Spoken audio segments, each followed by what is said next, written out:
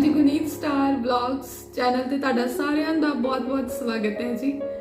ਅੱਜ ਦੀ ਜਿਹੜੀ ਵੀਡੀਓ ਮੈਂ ਬਣਾਉਣ ਜਾ ਰਹੀ ਹਾਂ ਇਸ ਖਾਸ ਤੌਰ ਤੇ ਮਦਰਸ ਦੇ ਲਈ ਹੈਗੀ ਆ ਜਿਹਦੇ ਵਿੱਚ ਮੈਂ ਕੁਝ ਗੱਲਾਂ ਕਰਾਂਗੀ ਕਿ ਜਿਵੇਂ ਅਸੀਂ ਕਹਿੰਦੇ ਆ ਕਿ ਸਾਡੇ ਬੱਚੇ ਜਦੋਂ 12 13 14 ਸਾਲ ਦੀ ਉਮਰ ਦੇ ਵਿੱਚ ਹੁੰਦੇ ਆ ਤੇ ਉਹ ਸਾਡੀ ਗੱਲ ਕਿਉਂ ਨਹੀਂ ਮੰਨਦੇ, ਸਾਡਾ ਕਹਿਣਾ ਕਿਉਂ ਨਹੀਂ ਮੰਨਦੇ ਜਾਂ ਉਹਨਾਂ ਦੇ ਐਗਜ਼ਾਮਸ ਦੇ ਵਿੱਚ ਮਾਰਕਸ ਕਿਉਂ ਨਹੀਂ ਆਉਂਦੇ, ਉਹ ਆਪਣੀ ਸਟੱਡੀ ਲਈ ਇੰਨੇ ਕੇਅਰਫੁਲ ਕਿਉਂ ਨਹੀਂ ਰਹਿੰਦੇ, ਹਰ ਮਤਲਬ ਪੜ੍ਹਾਈ ਦੇ ਨਾਲ ਰਿਲੇਟਡ ਕੰਮ ਜਿਹੜਾ ਆ ਸਮੇਂ ਸਿਰ ਕਿਉਂ ਨਹੀਂ ਕਰਦੇ। ਸਾਡੀ ਅਕਸਰ ਮਦਰਸ ਦੀ ਇਹ ਸ਼ਿਕਾਇਤ ਰਹਿੰਦੀ ਆ। ਅੱਜ ਮੈਂ ਉਸ ਟੌਪਿਕ ਤੇ ਗੱਲ ਕਰਨੀ ਆ ਕਿ ਇਹ ਕਿਉਂ ਹੁੰਦਾ ਆ ਤੇ ਇਹਨੂੰ ਸੁਧਾਰਨ ਦੇ ਲਈ ਅਸੀਂ ਕੀ ਕਰ ਸਕਦੇ ਹਾਂ। ਬੇਸਿਕਲੀ ਮੇਰੀ ਇਹ ਵੀਡੀਓ ਹੈਗੀ ਆ ਉਹਨਾਂ ਮਦਰਸ ਦੇ ਲਈ ਜਿਨ੍ਹਾਂ ਦੇ ਬੱਚੇ नर्सरी LKG UKG तो लैके 6th क्लास तक पढ़ रहे हैं। पर ये वीडियो तुसी शुरू तो लैके एंड तक देखोगे तो ही तुहानू समझ आ सकेगा। देखो जदों एक असीं घर दे विच बूटा लगाने आ ना, वो बूटा असीं छोटा जिहा लिया के लगाने आ, ओनू ओहदे अकॉर्डिंग ओनू उदां दी मिट्टी दिंदे आ, उदां दी खाद दिंदे आ, ओनू उदां दा मौसम दिंदे आ जिद्दां दे मौसम 'च वो फल दे सकदा आ। भाव उदा ने सीजन 'ਚ लगाते हैं असीं उदा का उन्होंने एनवायरनमेंट क्रिएट करके दिंदे आ। जे उन्होंने ज़्यादा धुप्प लगती है तो असीं उन्हें छावें रखते हैं, जे उन्होंने धुप्प की लोड़ है तो असीं उन्होंने धुप्प 'ਚ रखते हैं। मतलब वो हर एक चीज़ का ध्यान रखते हैं। फिर हौली हौली उन्होंने वड्डा करते हैं, उन्होंने डेली टाइम दिंदे, वो कांटी शांटी करते हैं, पानी दिंदे आ जां होर बहुत कुछ देखते हैं ना। फिर एक दिन वो बूटा वड्डा हुंदा आ, उन्होंने फुल आते आ, उन्होंने फल भी लगते आ ਤੇ ਜਦੋਂ ਫਲ ਛੋਟਾ ਜਿਹਾ ਹੁੰਦਾ ਆ ਅਸੀਂ ਦੇਖ ਕੇ ਬੜੇ ਖੁਸ਼ ਹੁੰਦੇ ਆ। ਤੇ ਜਦੋਂ ਛੋਟਾ ਜਿਹਾ ਫਲ ਹੁੰਦਾ ਨਾ ਅਸੀਂ ਉਹਦੀ ਸਾਂਭ ਸੰਭਾਲ ਦੇ ਵਿੱਚ ਲੱਗ ਜਾਂਦੇ ਆ ਕਿ ਕਿਤੇ ਇਹ ਫਲ ਇਹਦੇ ਖਰਾਬ ਨਾ ਹੋ ਜਾਣ। ਫਿਰ ਉਹਨੂੰ ਉਦਾਂ ਦੀ ਹੋਰ ਕੇਅਰ ਦਿੰਦੇ ਆ ਤੇ ਜਦੋਂ ਫਲ ਥੋੜਾ ਵੱਡਾ ਹੋ ਜਾਂਦਾ ਅਸੀਂ ਉਹਨੂੰ ਕੱਪੜੇ ਨਾਲ ਢੱਕ ਦਿੰਦੇ ਆ ਕਿ ਕੋਈ ਪੰਛੀ ਵਗੈਰਾ ਆ ਕੇ ਇਹਨੂੰ ਖਰਾਬ ਨਾ ਕਰ ਦੇ। ਮਤਲਬ ਕਿ ਇੱਕ ਫਲ ਦੇ ਬੂਟੇ ਨੂੰ ਅਸੀਂ ਇੰਨੀ ਕੇਅਰ ਦਿੰਦੇ ਆ ਤੇ एक बूटे नूं फल एक दिन च तां नहीं लगदा, उहदे लई मेहनत हुंदी है। एक साल की मेहनत भी हो सकती, कुछ महीनों की मेहनत भी हो सकती है। इवें ही साडे बच्चे आ जिहड़े इस वेले 12 13 जां इस तों वध उम्र दे बच्चे जदों सानू पॉजिटिव रिस्पॉन्स नहीं दिंदे, उहदा रीजन की हो सकदा आ कि वो चेंजिस उन्हां दे अंदर यकदम नहीं आंदियां जां एक दो महीनों या एक क्लास से आके नहीं आदियां। वो चीज़ उन्होंने डेली थोड़ा थोड़ा थोड़ा करके जो एनवायरनमेंट मिल रहा आ, जिहो जिहा उन्होंने माहौल मिल रहा आ, जिहो जिहा उन्होंने मैंटल फूड मिल रहा आ, उहदे नाल उन्हां दा बिहेवियर जिहड़ा आ साडे सामने आता है, उहो जिहा फल साडे सामने आता है। मेरे कहण तों भाव हैगा आ कि जिवें असीं एक छोटे जिहे बूटे नूं इन्ना समां दिंदे आ ਤੇ ਜਦੋਂ ਸਾਡੇ ਬੱਚੇ ਛੋਟੇ ਹੁੰਦੇ ਆ ਤੇ ਅਸੀਂ ਉਹਨਾਂ ਦੀ ਪੜ੍ਹਾਈ, ਅਸੀਂ ਉਹਨਾਂ ਦੀ ਗਰੋਥ, ਅਸੀਂ ਉਹਨਾਂ ਦੀਆਂ ਕੁਆਲਿਟੀਜ਼ ਉਹ ਸਭ ਨੂੰ ਆਪ ਉਹਨਾਂ ਦੀ ਕੇਅਰ ਕਰਨ ਲਈ, ਆਪ ਉਹਨਾਂ ਨੂੰ ਐਕਸਪੀਰੀਅੰਸ ਕਰਨ ਦੀ ਜਗ੍ਹਾ ਤੇ ਅਸੀਂ ਉਹ ਚੀਜ਼ ਦੂਸਰੇ ਉੱਪਰ ਕਿਉਂ ਛੱਡਦੇ ਆ। ਮੇਰਾ ਮਤਲਬ ਕਿ ਅਸੀਂ ਛੋਟੇ ਬੱਚਿਆਂ ਨੂੰ ਬੈਗ ਪਵਾ ਕੇ ਟਿਊਸ਼ਨਸ ਤੇ ਤਾਂ ਭੇਜ ਦਿੰਦੇ ਆ, ਬਟ ਜਿਹੜੀ ਗਰੋਥ ਬੱਚੇ ਦੀ ਉਸ ਵੇਲੇ ਸਾਡੇ ਨਾਲ ਹੋਣੀ ਹੈ ਉਹ ਟਿਊਸ਼ਨ ਤੇ ਨਹੀਂ ਹੋ ਪਾਉਂਦੀ। ਉਹ ਬੱਚੇ ਦਾ ਮੈਂਟਲ ਲੈਵਲ, ਉਸ ਬੱਚੇ ਦੀ ਸੋਚਣ ਦਾ ਤਰੀਕਾ, ਉਸ ਬੱਚੇ ਦਾ ਪੜ੍ਹਨ ਦਾ ਤਰੀਕਾ, ਉਸ ਬੱਚੇ ਦੀ ਹਰੇਕ ਚੀਜ਼ ਇਫੈਕਟ ਹੁੰਦੀ ਹੈ ਇਹਨਾਂ ਛੋਟੀਆਂ ਛੋਟੀਆਂ ਗੱਲਾਂ ਦੇ ਨਾਲ। ਕਿਉਂਕਿ ਦੇਖੋ ਜਦੋਂ ਅਸੀਂ ਸਾਡਾ ਬੱਚਾ ਛੋਟਾ ਹੁੰਦਾ ਆ ਉਹਨੇ ਸਾਡੇ ਤੋਂ बहुत क्वेश्चन पूछने होंदे आ, वो बहुत कुछ पूछता है सानू ते साडा फर्ज बनदा असीं उहदे सवालां दा जवाब दईए। जेकर असीं उहदे क्वेश्चनस नूं दबा दिता तां ओह दबे ही रह जाणगे ते ओह बच्चा उदों पुछ सकदा जदों असीं उहदे नाल टाइम स्पेंड करांगे। ते छोटे बच्चों के लिए उन्होंने पढ़ाते समय, उन्होंने नाल एक्टिविटी करते समय ये बहुत वधिया टाइम हुंदा आ। उन्होंने दी ग्रोथ नूं समझण दा जिहड़ा मौका बहुत वधिया हुंदा है। बच्चे नूं ट्यूशन भेजना उहदे लई बहुत सारे रीजनस हो सकते हैं, बहुत सारे कारण हो सकते हैं, पर जेकर उन्हां दे विचों एक कारण ये है कि साडे घर रहिंदियां होइयां असीं उस बच्चे लिए टाइम नहीं कढ पा रहे, जां असीं घट पढ़े लिखे हाँ तां असीं उस बच्चे नूं नहीं पढ़ा रहे, ये चीज़ अगे चल के साडे और साडे बच्चों लिए बहुत ही डेंजरस हो सकती है।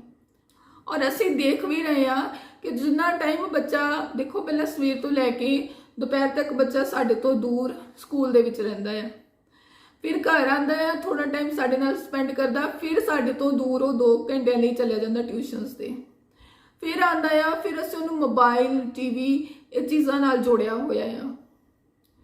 उस तो बाद बच्चे दी ग्रोथ बच्ची दा तुहाडे नाल कॉन्टैक्ट कित्थे रह जांदा है। सो इस दे लई मैं कुछ गल्लां अज तुहाडे नाल शेयर करनियां आ जो कि मदर्स लिए बहुत ही इंपॉर्टेंट आ कि जिन्हां दे बच्चे इस एज दे विचों निकल रहे आ, छोटे बच्चे, बहुत ध्यान देने वाली गल है अपने बच्चों के लिए। देखो सब तो पहला जो बच्चा स्कूल तो घर आता है असीं उहनूं रिसीव करन जाते हैं, जेकर बच्चा बड़ी खुशी नाल नचदा टपदा होया घर नूं आ रहा आ, तुहाडे नाल खुश आ, इहदा मतलब बच्चा तुहाडे नाल अटैच्ड है। उस बच्चे नूं तुसीं बड़ा ईजीली ग्रो कर सकते हैं। उस बच्चे अंदर बहुत सारिया क्वालिटीज़ तुसीं आराम नाल गल्लां बातां दे विच ही बना पा सकते हैं, क्वालिटीज़ बना सकते हैं उहदे अंदर। पर जेकर वो बच्चा बस तो उतरदा होया जां जित्थों भी तुसीं लैके आने हो वो बच्चा उदास है, तुहाडे नाल गल नहीं कर रहा, इहदा मतलब उहदे अंदर कोई डर है जां उहदे अंदर कोई प्रॉब्लम है, तुहाडे नाल कोई झिझक है, कुछ तां रीज़न है कि वो बच्चा तुहाडे नाल कंफर्टेबल नहीं हैगा। उस कारण नूं समझिया जावे जेकर बच्चा तुहाडे मदर दे नाल रहिंदियां होया भी चुपचाप रहिंदा है। सो बच्चे नूं ओहो जिहा एनवायरनमेंट दिओ, उहदे नाल फ्रेंडली बिहेव करो, उहदे नाल उहदे लैवल ते आके सोचना शुरू करिए। फिर जदों असीं बच्चे नूं घर लैके आंदे आ उहनूं फ्रैश होण ला टाइम दिंदे आ, उहदा मतलब असीं सारियां एक्टिविटीज़ चैक करदे आ कि की करदे आ ਉਹ ਜਾਂ मतलब स्कूल तो आगे जिवें बच्चे फ्रैश हुंदे आ ना, फिर उहनूं लंच दिंदे आ असीं खाण लई, घर आके कुछ भी खांदे आ तां उस टाइम साडी मेन गलती की हुंदी है कि असीं बच्चे नूं खाना दे के आप असीं अपने काम लग जाते हैं। बच्चा टीवी देख रहा है नाल खाना खा रहा है, जब मोबाइल देख रहा है नाल खाना खा रहा है, ये बहुत वड्डी मिसटेक है। तुसीं बच्चे दे कोल आप बैठो, जिन्ना टाइम वो खाना खा रहा है उहदे नाल बैठो, उहनूं खाना खांदे होए ऑब्जर्व करो, वो तुहाडे नाल उस समय बहुत सारियां गल्लां करेगा कि अज मेरे स्कूल च इस तरह होया, मेरी क्लास दी यह होया, मेरे टीचर ने मैनू इदां किया, मेरे फ्रेंड्स ने मैनू इस तरह किया, एप्रीशिएट किया, मेरे मार्क्स घट आए, हर एक गल तुहाडे नाल शेयर करेगा। जेकर असीं उहदे नाल नहीं बैठांगे तो वो टाइम वो टीवी नूं देगा जां मोबाइल नूं देगा। इस करके सैकेंड पॉइंट बहुत जरूरी है कि जदों बच्चा खाना खांदा होवे उहदे हमेशा कोल बैठो, उहदे मतलब उस चीज़ नूं जानन दी कोशिश करो जित्थों वो आया उत्थे की हो रहा है। उस तो बाद खाना खांदे आ फिर बच्चा अपना हैंड वॉश वगैरह करके उन्होंने कहो कि अपना बैग लिया के तुहानूं दिखावे कि उहदे बैग दे विच किहड़ियां-किहड़ियां बुक्स दा अज काम होया, किहड़ी नोटबुक्स ते की उन्हें वर्क किया या टीचर ने की चैक किया, वो सारा पहला उन्होंने चैक मदर्स आप करन। क्योंकि असीं बच्चे नूं कह दिंदे कॉपी दिखा की काम मिलिया, ठीक है देख लिया ओके आ, बट जिहड़ी चीज़ उन्हें दिखाती उस तो इलावा उहदियां हरेक नोटबुक्स तो सानू डेली गो थ्रू होना चाहिए आ कि सानू पता लगता रहे कि उहदे क्लास दे विच ये वालियां एक्टिविटीज़ जिहड़ियां आ हो रही आ जां आ वर्क जिहड़ा नहीं हो रहा आ। ये चीज़ां सानू आप प्रॉपर उहदा बैग डेली चैक करना चाहिए है कि उहदे कोई बैड हैबिट तो नहीं उन्हें पा ली कि कुछ किसी का समान तो नहीं उहदे बैग दे विच आ रहा। हर एक चीज़ नूं बड़ा डीपली ऑब्जर्व करना चाहिए है। फिर बच्चे का बैग चैक किया और फिर तुहानूं दसेगा मम्मा मैं आ काम किया, अज मेरा आ रह गया, आ मैनू करवा दिओ, अज मेरा टेस्ट होया सी, मैम ने मैनू इदा कहा, मैम ने मैनू ये करन कहा कि नहीं करना, आ करना, जो भी आ। उस तो बाद बैग रख दिओ, बच्चे नू रेस्ट करन दा टाइम दिओ।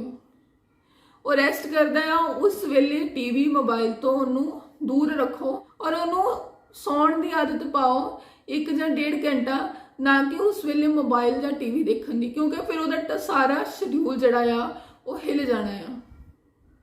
और ये मदर्स लिए भी बहुत जरूरी है कि ਅਸੀਂ स्मार्ट बनीए।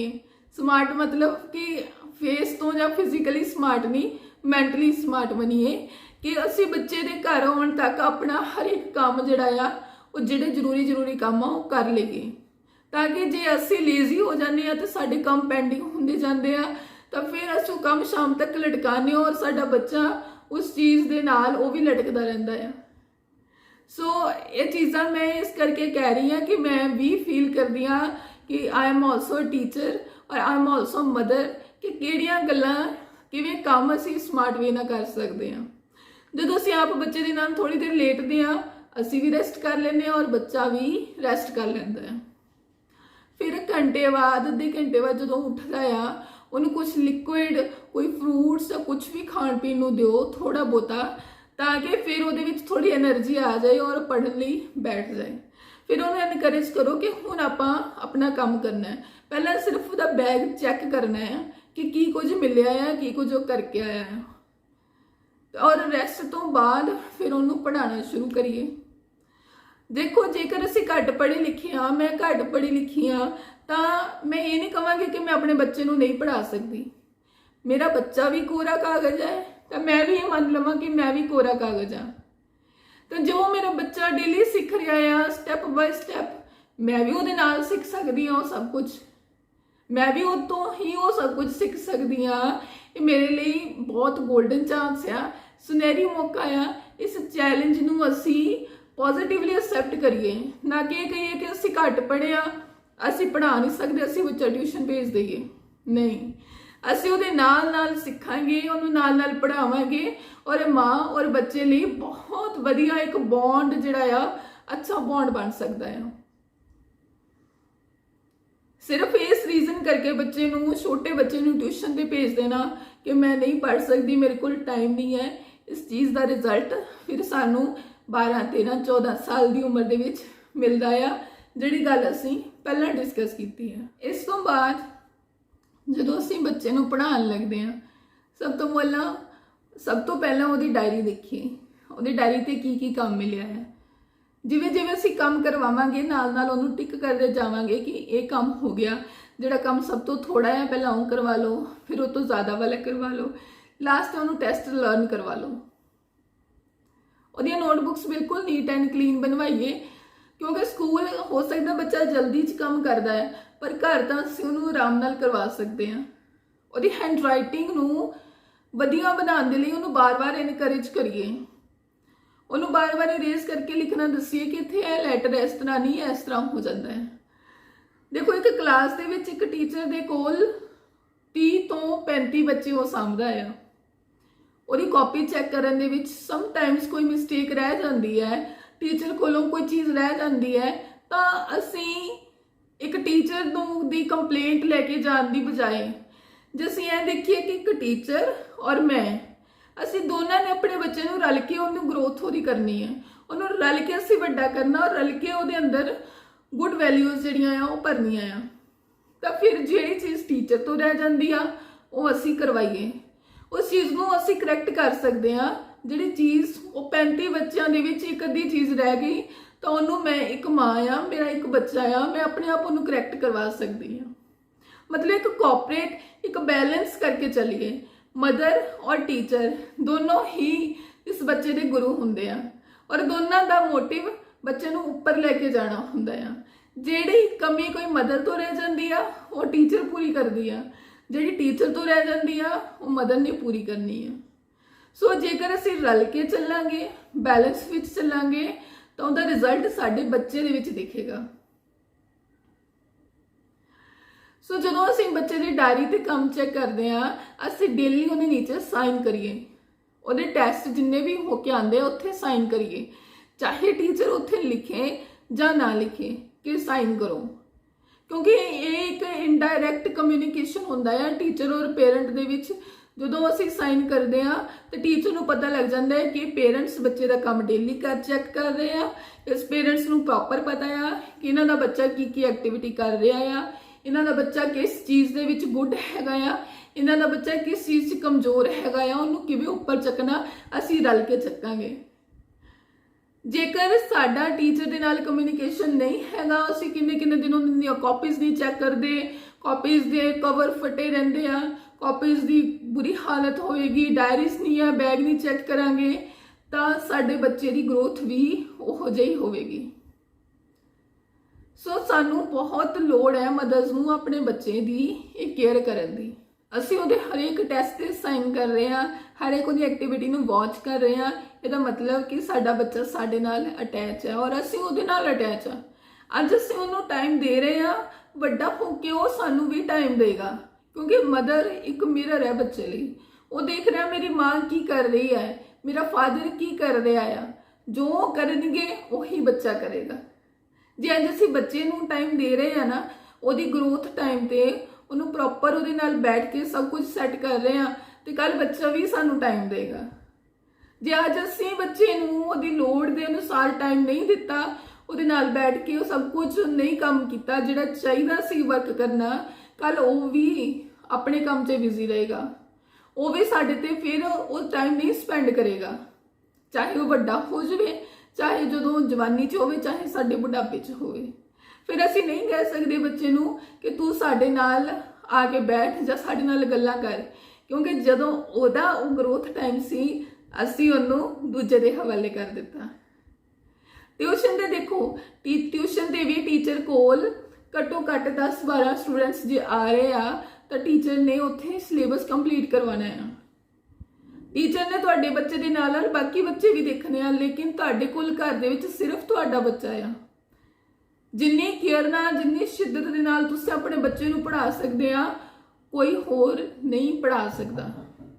ਜਿਵੇਂ ਅਸੀਂ ਆਪਣੇ ਬੱਚੇ ਨੂੰ ਪਾਲਣ ਦੇ ਲਈ, ਅਸੀਂ ਆਪਣੇ ਬੱਚੇ ਦੀ ਗਰੋਥ ਦੇ ਲਈ ਉਹਨੂੰ ਕਿਸੇ ਹੋਰ ਕੋਲ ਨਹੀਂ ਨਾ ਛੱਡ ਸਕਦੇ ਕਿ ਤੂੰ ਇਹਨੂੰ ਖਾਣਾ ਖਵਾ ਦੇ, ਇਹਨੂੰ ਸਕੂਲ ਭੇਜ ਦਿਆ ਕਰ, ਤੂੰ ਸਾਡੇ ਬੱਚੇ ਨੂੰ ਪਾਲਣਾ ਆ।